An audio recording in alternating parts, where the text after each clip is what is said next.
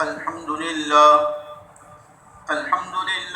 وحده والصلاة والسلام على من لا نبي بعده أما بعد أعوذ بالله من الشيطان الرجيم بسم الله الرحمن الرحيم ما كان محمد أبا أحد من رجالكم ولكن رسول الله وخاتم النبيين وكان الله بكل شيء عليما وقال والذين يؤمنون بما أنزل إليك وما أنزل من قبلك وبالآخرة هم يوقنون صدق الله العلي العظيم وقال النبي صلى الله عليه وسلم لو كان بعدي نبي لكان عمر أو كما قال عليه الصلاة والتسليم اللهم صل وسلم وتراحم وتحنن على سيدنا وإمامنا محمد المصطفى في أول كلامنا وصل على محمد في أوسط كلامنا وصل على محمد في آخر كلامنا درود شریف پڑھیں۔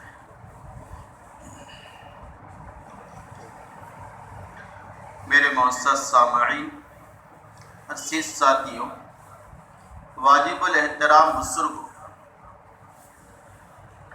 اللہ تعالیٰ نے اس امت کو شرف بخشا ہے کہ اس امت نے دین کی پوری اور مکمل حفاظت کی۔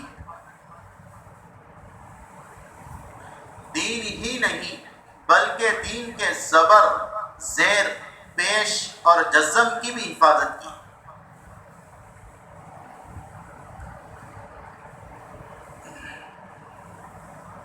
اس کے برخلاف اگلی جو قومیں تھیں ان کے باب میں قرآن کہہ رہا يحرفون الكلم عن بعض مواضعه ونسوا حظا مما ذكروا به، کہ وہ لوگ اپنی کتاب میں تحریف اور تبدیلی کیا کرتے تھے۔ نبی ان کو جو باتیں بتاتا اس کو بدل دیا کرتے تھے، بھول جایا کرتے تھے۔ اولئک الذین اشتروا الضلالة بالہدی، انہوں نے ہدایت کے بدلے ضلالت کو خریدا ہے۔ فما ربحت تجارتهم وما كانوا مهتدين، ان کے اس عمل اور سودے نے اور تجارت اور بزنس نے انہیں کوئی نفع اور فائدہ نہیں پہنچایا۔ تو اس امت نے دین کے زبر، زیر، پیش کی بھی حفاظت کی۔ اس امت نے نبی کی ذات کی بھی حفاظت کی۔ اس امت نے ختم نبوت کی بھی حفاظت کی ہے۔ اس امت نے اقوال نبی کی بھی حفاظت کی ہے، افعال نبی کی بھی حفاظت کی ہے، حرکات نبی کی بھی حفاظت کی ہے، سکانات نبی کی بھی حفاظت کی ہے، اور احساسات نبوت کی بھی حفاظت کی ہے۔ سکوت نبی کو بھی محفوظ کرایا، قول نبی کو بھی محفوظ کرایا ہے۔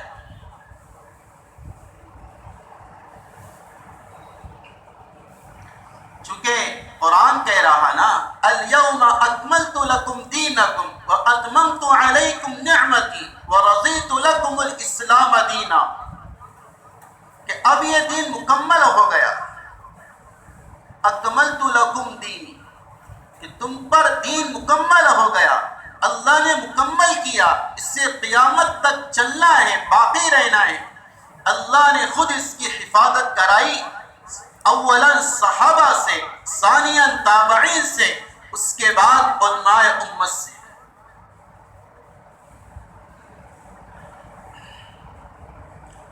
میں نے آپ کے سامنے گزشتہ ختم نبوت کو بیان کیا تھا. یہ بنیادی عقیدہ ہے اسلام کا. نبی کے ذات کی حفاظت اور نبی کے نبوت کی حفاظت میری آپ کی ذمہ داری ہے. اس لیے مورخین نے عجیب بات لکھی ہے. نبی علیہ السلام کا جو 27 سالہ دور ہے اور اس میں 23 سالہ جو نبوت کا زمانہ ہے، 13 سال مکہ کا، 10 سال مدینہ کا، نبوت کا زمانہ 23 سال کا. اس دور کو کیلکولیٹ کرے تو جتنے لوگ شہید ہوئے ان کی تعداد اور مقدار 300 سے 350 تک ہے. بس اگر آپ سے کوئی سوال کرے دور نبی میں کتنے صحابہ شہید ہوئے، 300 سے 350.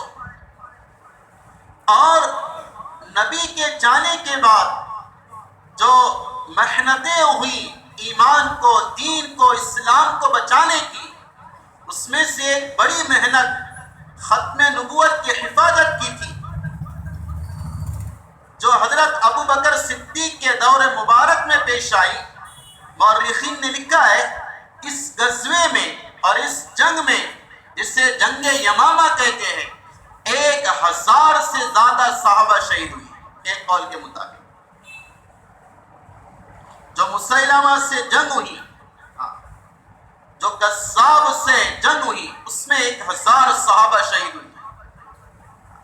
اور اس میں علماء تھے، قراء تھے، فقہاء تھے، قاری تھے. اس جنگ کے اندر پیش کیا اپنے آپ کو دین کی خدمت کے لیے اور دین کی حفاظت کے لیے.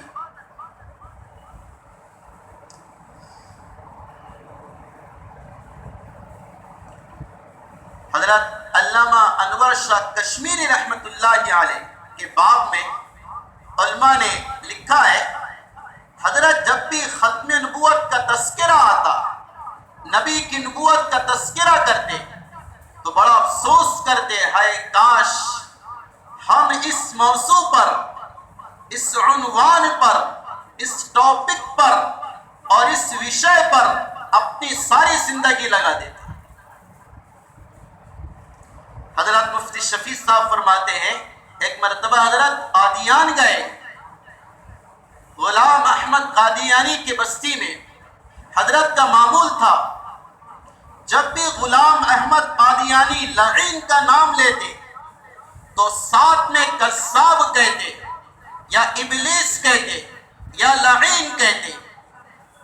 کسی نے کہا حضرت آپ تو بڑے شستہ و شائستہ الفاظ میں گفتگو کرنے والے ہیں، نرم اور متحمل المزاج ہے، پھر آپ اس کمبخت کا نام لیتے تو لعین ساتھ میں کیوں کہتے، اس کی کیا وجہ ہے؟ حضرت علامہ نے فرمایا تھا، جیسے میرے نزدیک نبی کی محبت اور نبی کی نبوت سے محبت کرنا واجب ہے، اسی طرح جو نبی کی نبوت کا انکار کرے اس سے دشمنی کرنا بھی واجب ہے. اس لیے میں نام لیتا ہوں تو لعین ساتھ میں کہتا ہوں کہ لعین اور بدبخت غلام احمد قادیانی اس طرح بولا کرتے تھے. ایک مرتبہ مناظرے کے لیے قادیان گئے، مسجد کے صحن میں افسوس کرتے ہوئے بیٹھے تھے. مفتی شفیع صاحب جو حضرت کے شاگرد ہیں، حضرت کیا ہوا؟ آپ بڑے افسوس، رنج اور پریشانی میں نظر آ رہے. کہا کہ شفیع، افسوس اس بات پر ہے کہ نبی کی نبوت کی حفاظت کے لیے زندگی کا تھوڑا سا حصہ چلے گیا، تھوڑا سا حصہ لگا ہے، اکثر حصہ پڑھانے میں لگ گیا، حدیث اور تفسیر کو سمجھانے میں لگ گیا. کہیں ایسا نہ ہو اللہ پوچھ لے نبی کی نبوت کی حفاظت پر انور شاہ کشمیری تو نے کیا کام کیا ہے اور اس کی کیا حفاظت کی ہے. اس کا افسوس ہو رہا ہے. میرے بزرگوں دوستو، آپ عوام ہیں اور ماشاءاللہ سمجھدار ہیں، کچھ پڑھے لکھے حضرات ہیں. میں 5 دلائل آپ کو دیتا ہوں ہمارے نبی کی نبوت کے ختم ہونے پر اور آپ کے خاتم النبیین ہونے پر جو کامن سینس کی دلائل ہے، عام اور صحیح الفہم، عام فہم دلائل ہے۔ پہلی بات، جو بھی نبی گزرا ہے آدم علیہ السلام سے لے کر محمد مصطفیٰ صلی اللہ علیہ وسلم تک، ہر نبی کا نام تنہا ہوا کرتا تھا، تنہا۔ آدم تنہا نام ہے، نوح علیہ السلام تنہا نام ہے، ابراہیم علیہ السلام تنہا نام ہے، اسماعیل علیہ السلام تنہا نام ہے، موسیٰ علیہ السلام تنہا نام ہے، عیسیٰ علیہ السلام تنہا نام ہے، اور محمد صلی اللہ علیہ وسلم تنہا نام ہے۔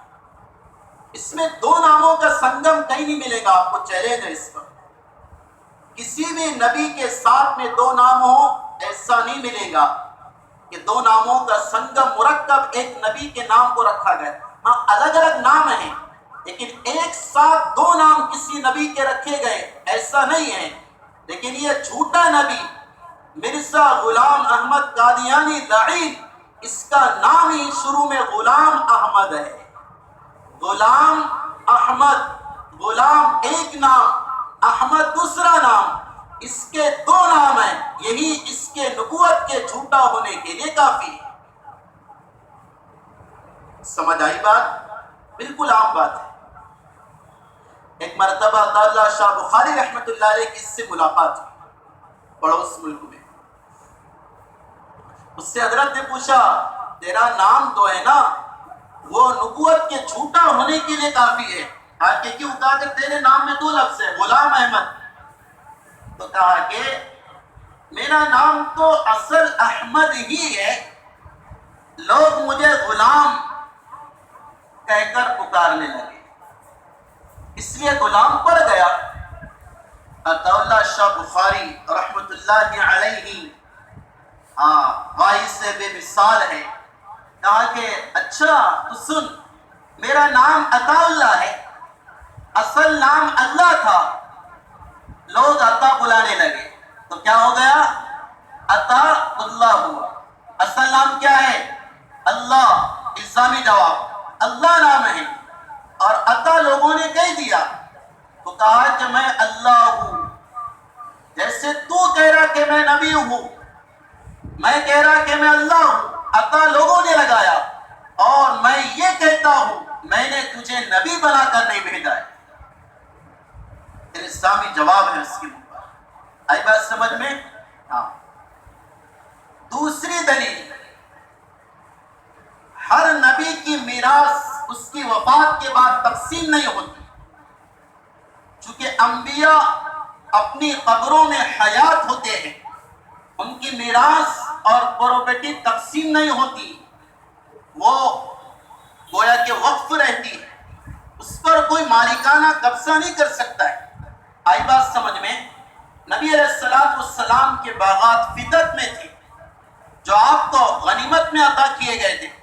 مورخین نے لکھا ہے آج تک وہ باغات موجود ہے، کسی نے قبضہ نہیں کیا۔ سعودی گورنمنٹ بھی آج تک کسی کے نام سے رجسٹری نہیں کر سکی اس کی کہ فلاں قبیلے کے ہیں، فلاں خاندان کے، جاؤ آپ دیکھو فدت میں جا کر، وہ باغات اسی طرح عطا کی۔ سمجھ آئی بات؟ لیکن یہ لعین غلام احمد مرا، اس کی میراث اس کے شاگردوں نے تقسیم کی۔ آئی بات سمجھ میں؟ تیسری دلیل، ختم نبوت پر نبی کی وفات ہوتی ہے، سچے نبی کی، اس کے بیویوں سے کوئی نکاح نہیں کر سکتا ہے۔ قرآن کہہ رہا وَأَزْوَاجُهُ أُمَّهَاتُهُمْ، نبی کی بیویاں ہماری مائیں ہیں، ہماری مائیں ہیں، ان سے کوئی نکاح نہیں کر سکتا ہے، نہ نبی کی زندگی میں نہ نبی کی وفات کے بعد کوئی نکاح نہیں کر سکتا ہے۔ اور یہ جھوٹا نبی لعین غلام احمد قادیانی یہ مرا تھا، اس کی بیوی، اس کا ایک خلیفہ تھا نور الدین، اس کے پاس جا کر رہا کرتی تھی اور اس کی بیوی ہو کر زندگی گزارا کرتی تھی۔ یہ اس کے جھوٹا ہونے کے لیے دلیل اور پروف کافی ہے۔ چار دلیل۔ پانچویں دلیل، یہ اصول ہے، نبی کی موت کے بارے میں اچھی طرح یاد رکھنا، نبی جو بھی ہے جہاں وفات ہوں گی وہیں اس کی تدفین ہوگی۔ نبی کے جسم مبارک کو کسی جگہ منتقل نہیں کر سکتے، یہ ایک مسئلہ ہے، اچھی طرح یاد رکھنا کہ نبی کی وفات کے بعد اس کے جسم مبارک کو منتقل نہیں کر سکتے، کسی جگہ لے کر نہیں جا سکتے، جہاں وفات اسی جگہ آپ کی ان کی قبر۔ جیسے حضرت نبی علیہ السلام کی وفات کہاں پر ہوئی؟ حجرہ عائشہ میں رضی اللہ تعالیٰ۔ آپ کی قبر مبارک کہاں پر ہے؟ حجرہ عائشہ۔ سمجھے؟ ابراہیم علیہ السلام کی وفات کہاں پر؟ خلیل، فلسطین میں الخلیل شہر ہے، قبر کہاں پر؟ وہاں پر۔ آدم علیہ السلام کی وفات ایک قول کے مطابق مکہ میں، قبر کہاں پر؟ مقام حکیم کے پاس۔ تو جو نبی جہاں پر وفات پاتا ہے اس کی قبر وہی بنتی ہے، ایک بات۔ دوسری بات، اچھی طرح اس بات کو ذہن نشی کرنا، توجہ کرنا، نبی کی وفات پاکیزہ مقام پر ہوتی ہے، نبی کی وفات اچھی جگہ پر ہوتی ہے، اس لیے حضرت موسیٰ علیہ السلام کی وفات کا وقت قریب آیا، حضرت فلسطین سے دور فاصلے پر تھے، تو نبی کو وفات سے پہلے اللہ اطلاع دے دیتے کہ آپ کی اب وفات قریب ہے۔ موسیٰ علیہ السلام نے دعا کی تھی، یا اللہ فلسطین جو انبیاء کی بستی ہے، انبیاء کا مسکن رہا، برکت والا شہر ہے، میں تجھ سے دعا کرتا ہوں کہ مجھے فلسطین سے اتنا قریب کر دے کہ اگر میں پتھر پھینکوں تو وہ میرا پتھر فلسطین کے بستی میں چلے جائے، اتنا قریب مجھے کر دے۔ اللہ نے یہ دعا قبول کی اور حضرت موسیٰ علیہ السلام اتنے قریب ہو گئے کہ فلسطین کی بستی وہاں سے اتنے فاصلے پر تھی، پتھر اگر پھینکے تو پہنچ جائے۔ آج بھی فلسطین میں اسی مقام پر حضرت موسیٰ علیہ السلام کی قبر ہے۔ تو دو باتیں آپ سے کہا، پہلی بات نبی کی موت جہاں پر اس کی وفات وہیں پر، اس کی تدفین وہیں پر۔ دوسری بات، نبی کی وفات پاکیزہ مقام میں ہوتی ہے۔ اب یہ لعین اور جھوٹا کمینہ، اس کی وفات کہاں پر ہوئی؟ پاخانے میں۔ کہاں پر ہوئی؟ اس لیے میں نے کہا تھا اس کو حیضہ کا مرض پیش آ گیا تھا موت سے پہلے، سنڈاس زیادہ لگ گئے تھے، سنڈاس کرتے کرتے ٹوائلٹ میں وفات ہوئی۔ اس لیے میزان کہتے نا بیت الخلا کو، جیسے ہم ٹوائلٹ کہتے، عربی میں بیت الخلا کہتے، انگلش میں ٹوائلٹ، ہندی میں شوشال ہے، اور مساق کی زبان میں دفتر قادیانی کہتے۔ ارے کیا کہتے بولو؟ دفتر قادیانی، چونکہ مرا وہاں پر ہی بیت الخلا میں۔ یہ بیت الخلا دور تھا اس کے گھر کے، بستی کے باہر گیا ہوا تھا، وہاں پر اس کی وفات بیت الخلا میں ہوئی اور اسے منتقل کیا گیا قادیان کے سینٹر میں جہاں اس کی قبر ہے۔ آپ سرچ کرو گوگل پر یا یوٹیوب پر، آپ کو پورا نقشہ آ جائے گا کمبختی جہاں یہ مزار ہے اور اس کی منحوس قبر ہے۔ ایک دلیل آسان ختم نبوت پر، ایک عقیدہ یاد رکھیں، دیکھو یہ ربیع الاول ہے، ربیع الاول کا پیغام صرف خوشیاں منانا نہیں، ربیع الاول کا پیغام تم نبی کی شریعت کی حفاظت کرو، نبی کے دین کی حفاظت کرو۔ حفاظت دو طریقے سے ہوتی ہے، علم سے، عمل سے۔ علم سے بھی حفاظت کرو، علم سے حفاظت کرو۔ سارے مجمع سے ایک بات کہہ رہا، ربیع الاول ہے، نبی کی ولادت کا مبارک مہینہ ہے، آپ سے درخواست ہے اس مہینے میں کم از کم ایک سیرت النبی کی کتاب پڑھو، ایک کتاب پڑھو اس مہینے کے اندر۔ 30 دن ہے، اس میں اگر آپ 20-25 صفحے روزانہ کے پڑھو تو آپ کے سامنے نبی کی ساری سیرت اور حیات مبارکہ آ جائے گی۔ سب سے آسان کتاب سیرت مصطفیٰ ہے، مولانا ادریس صاحب کانڈولی رحمت اللہ علیہ، اس کو ہندی میں دستیاب ہے، پڑھو۔ ہاں تو علم سے نبی کی شریعت کی حفاظت، دوسرا عمل سے حفاظت، عمل کرو نبی کی شریعت پر، اس سنتوں کو ربیع الاول میں یہ ارادہ کر کے کرو زندگی میں کبھی سنتیں نہیں چھوٹے گی، نبی کے عقائد، شریعت کے عقائد اس پر عمل کرو اس نیت سے اب موت تک میں عقائد پر گامزن رہوں گا، موجود رہوں گا۔ یہ ربیع الاول کا پیغام ہے۔ کیا پیغام ہے؟ نبی کی شریعت کی حفاظت اپنی ذات میں عمل کر کے اور اپنے علم سے مطالعہ کر کے۔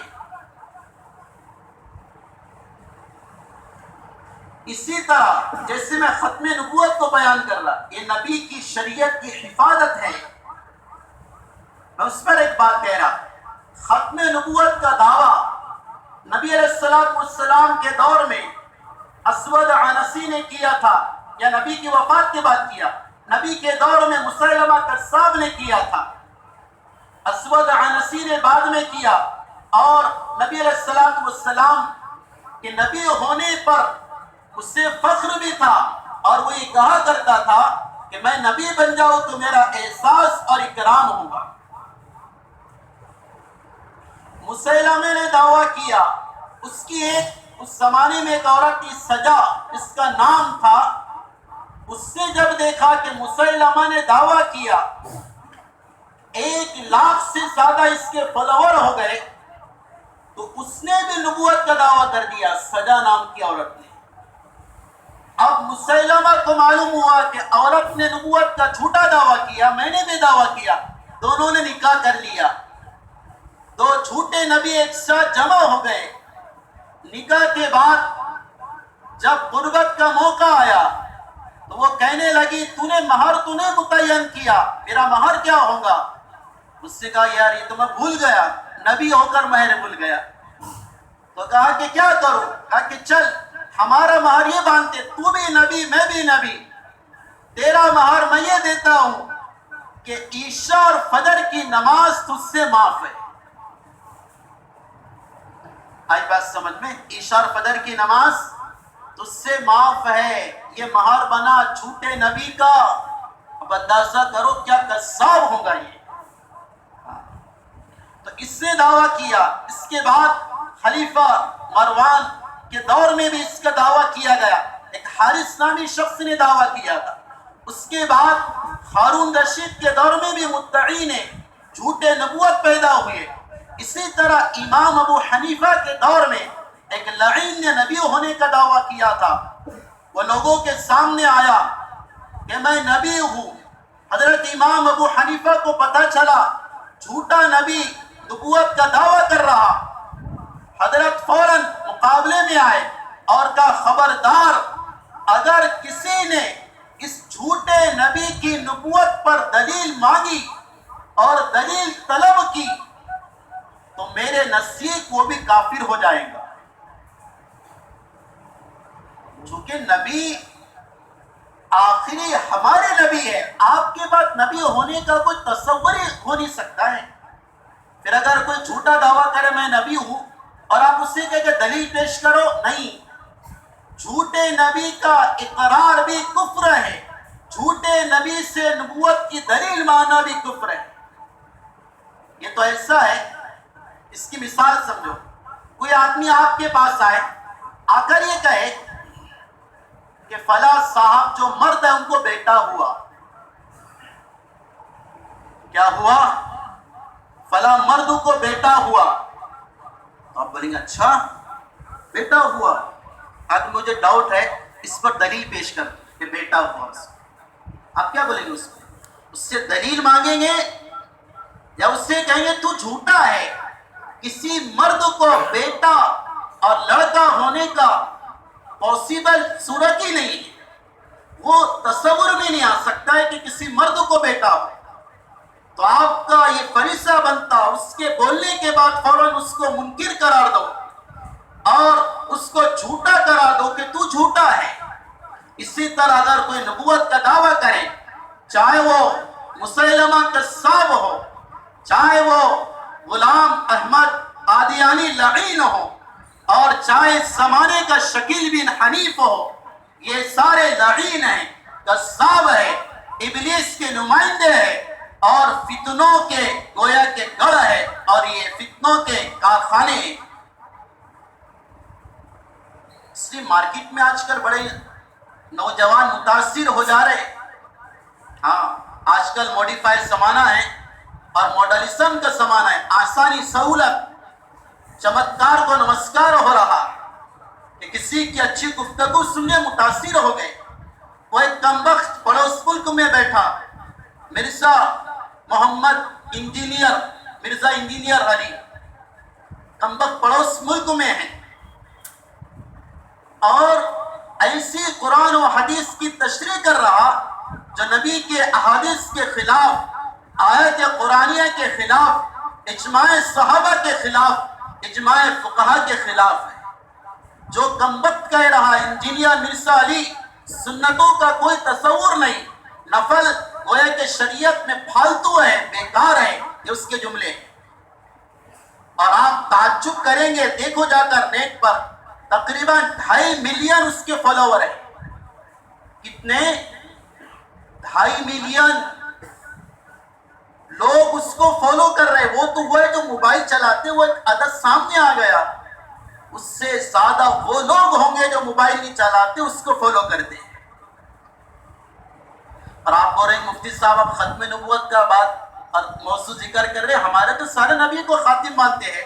نہیں بزرگو دوست، یہ فتنہ ناگپور تک آ چکا ہے، ناگپور تک۔ مجھے ناگپور واسی نے کارگزاری سنایا کہ ناگپور میں قادیانی فتنہ، شکیلی فتنہ یہ برپا ہو چکے، ان کی اندرونی محنت جاری اور ساری، اور نوجوان اس سے متاثر ہو رہے۔ علم نہیں ہے شریعت کا، علماء سے تعلق نہیں ہے، اس سارے فتنوں میں کیوں پڑ رہی ہے لوگ؟ وجہ واحد یہ ہے، علماء سے تعلق ختم ہو گیا، موبائل کو اپنا علامہ سمجھ لیے اور گوگل کو اپنا مفتی سمجھ لیے، بس کسی معتبر عالم سے ٹچ میں نہیں، اس وجہ سے فتنوں کا شکار ہو رہے۔ میرے عزیز و بزرگوں دوستوں، خلاصہ کلام یہ، ختم نبوت ایک ایسا عقیدہ ہے جو اسلام کے بنیادی اصولوں میں شمار ہوتا ہے۔ اس لیے ہم نبی کے دین کی بھی حفاظت کریں، نبی کی شریعت کی بھی حفاظت کریں، اپنے قول سے، اپنے عمل سے اور اپنی دعوت سے۔ دعوت سے بھی نبی کی شریعت کی حفاظت ہے۔ اس کے لیے دیکھو، دعوت، تبلیغ، اس سے نبی کی دعوت کی حفاظت، اسی طرح مدارس، اس سے نبی کے علم اور عقائد کی حفاظت، اور خانقاہیں، اس سے نبی کے نور نبوت کی حفاظت ہے۔ ہمیں تینوں کی ضرورت ہے، ہم مدارس والے، خانقاہ والے اور ہم تبلیغ والے بھی ہیں، ہم دعوت کے ساتھی بھی ہیں۔ یہ ہمارا کھلا اعلان ہے ہمارے اکابر کا۔ سب سے یہ آپ دیکھو، بنگلے والی مسجد، دارالعلوم دیوبند، وہاں جا کر دیکھو، ہر شعبے ہیں، دعوت کا بھی ہے، مدرسہ بھی ہے، خانقاہ کا بھی نظام ہے۔ اس لیے تینوں شعبے سے وابستہ رہے اور ان کے واسطے سے علماء سے وابستہ رہے، الگ تھلگ نہ ہو جائے، اپنے آپ کو خود مختار نہ سمجھے، اپنے آپ کو جانکر نہ سمجھے، اپنے انا کا دعویٰ پیش نہ کرے، علماء کے تابع ہو کر چلے، قرآن و حدیث کو سمجھے، غور فکر کرے۔ میں نے ایک بات آپ سے کہا نا کہ اس ربیع الاول میں سیرت کی ایک کتاب کا مطالعہ کرو اور اس میں پڑھو صحابہ نے نبی کے دین کے خاطر، حفاظت کے خاطر کیا کچھ قربان کیا۔ حبیب بن زید رضی اللہ تعالی عنہ، دعوت کے لیے نبی نے مسیلمہ قذاب کے پاس بھیجا تھا کہ جاؤ اس کو دعوت دے کر آؤ۔ حبیب بن زید اس کے پاس گئے، اس نے قید کر لیا اور باندھ لیا۔ پہلا سوال کیا، اتشہد ان محمد رسول اللہ، تو گواہی دیتا ہے کہ محمد صلی اللہ علیہ وسلم اللہ کے رسول ہے؟ کہ ہاں میں گواہی دیتا ہوں۔ دوسرا سوال تھا، اتشہد انی رسول اللہ، کیا تو گواہی دیتا ہے کہ میں اللہ کا رسول ہوں؟ کہا کہ مجھے سنائی نہیں دے رہا، مجھے سنائی نہیں دے رہا۔ تو اس نے اپنے سپاہیوں سے کہا اس کا ایک ہاتھ کاٹو، ایک ہاتھ کاٹا گیا۔ پھر سوال کیا کہ گواہی دیتا کہ محمد اللہ کے رسول ہے؟ کہا کہ ہاں گواہی دیتا ہوں، میں اللہ کا رسول ہوں، گواہی دیتا ہے۔ کہا کہ مجھے سنائی نہیں دے رہا۔ دوسرا ہاتھ کاٹا گیا، اسی طرح تیسری مرتبہ سوال پر ایک پیر کاٹا گیا، چوتھی مرتبہ سوال پر دوسرا پیر کاٹا گیا۔ وہ برابر کہتے رہے محمد اللہ کے رسول ہے، تیرا مجھے سنائی نہیں دے رہا، کہا کہ اس کے بدن کی بوٹی نکالو، زندہ ہے اور ماہی بے آپ کی طرح تڑپ رہے۔ زندہ حالت میں بدن کی بوٹیاں نکالی گئی، ایک ایک بوٹی نکالی گئی، یہاں تک کہ حضرت کی شہادت ہو گئی۔ ماں ام عمارہ رضی اللہ تعالیٰ عنہ کو مدینہ میں معلوم ہوا بیٹے کا حشر مسیلمہ نے کیا۔ ماں کی سنو، وہ پہاڑ جیسی ہمت کی ماں نے کہا لِهَذَا الْيَوْمَ أَرْسَعْتُهُ، اسی دن کے لیے حبیب کو میں نے دودھ پلایا تھا۔ وَعِنْدَ اللَّهِ احْتَسَبْتُهُ، اس کا میں اجر اور بدلہ اللہ سے لوں گی۔ اس سے لوں گی اللہ سے۔ ایسی مائیں تھی جو ختم نبوت پر اپنی اولاد کو قربان کر رہی تھی۔ میرے عزیزوں، آپ سے درخواست ہے نبی کی عشق کو اپنے اندر لاؤ، عمل کرو، سنتوں پر عمل کرو، دین کی حفاظت کرو۔ میں نے خلاصہ کیا کہا، دین کی حفاظت علم سے، عمل سے، دعوت سے، یہ اپنی زندگی میں لاؤ۔ اللہ تعالیٰ مجھے آپ کو اس پر عمل کی توفیق سعید عطا فرمائے۔ وما علینا الا البلاغ المبین۔